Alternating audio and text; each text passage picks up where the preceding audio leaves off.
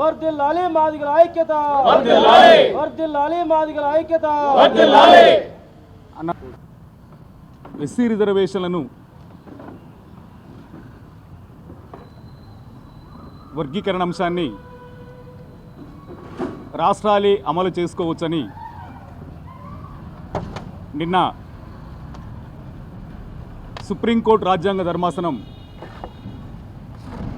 చంద్రచూడ్ గారి నాయకత్వంలో 7గురితో కూడినటువంటి ధర్మాసనం ఒక చారిత్రాత్మక తీర్పుని ఇవ్వడం జరిగింది. ఆ తీర్పుని మాదిగ రిజర్వేషన్ పోరాట సమితి స్వాగతిస్తుందని చెప్పని తెలియజేసుకుంటా ఉన్నాం. సుప్రీంకోర్టు నిన్న వెలువరించిన తీర్పు భారత రాజ్యాంగబద్ధమైన తీర్పని, సామాజిక న్యాయ స్ఫూర్తి నిండిన వెలువడిన తీర్పని మేము భావిస్తూ ఉన్నాం. అదేవిధంగా ఈ తీర్పు రాజ్యాంగ కల్పించినటువంటి హక్కులో భాగంగా వచ్చిన తీర్పని, సామాజిక న్యాయ స్ఫూర్తి కలిగిన తీర్పుగా స్వీకరిస్తూ ఇక భవిష్యత్తులో దళితుల మధ్య ఉండబడినటువంటి, మాలామాదిగల మధ్య ఉండబడిన వైషమ్యాలను పక్కన పెట్టి ముందుకు సాగాలని కోరుకుంటూ సంఘటితంగా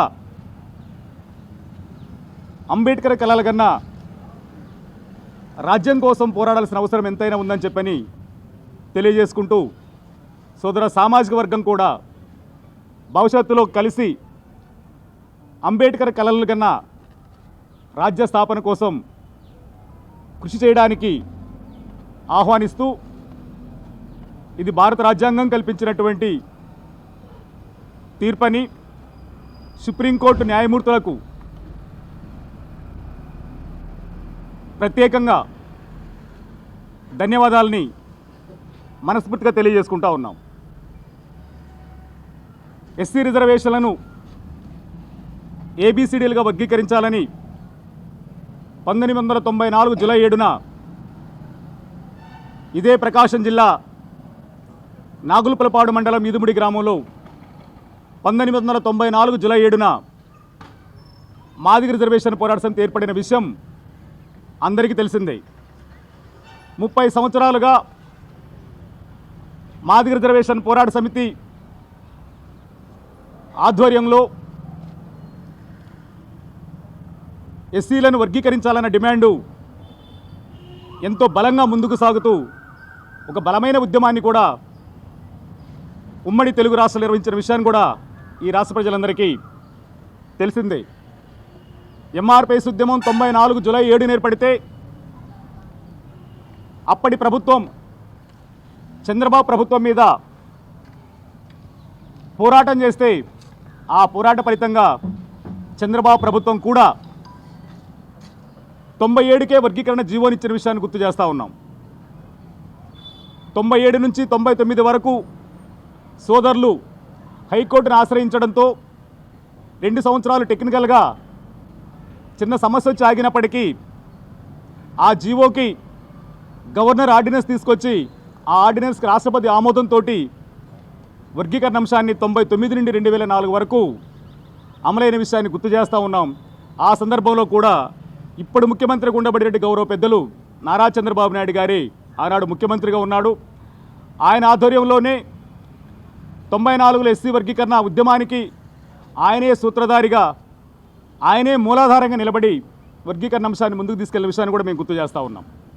అయితే 2004 నవంబర్ 5న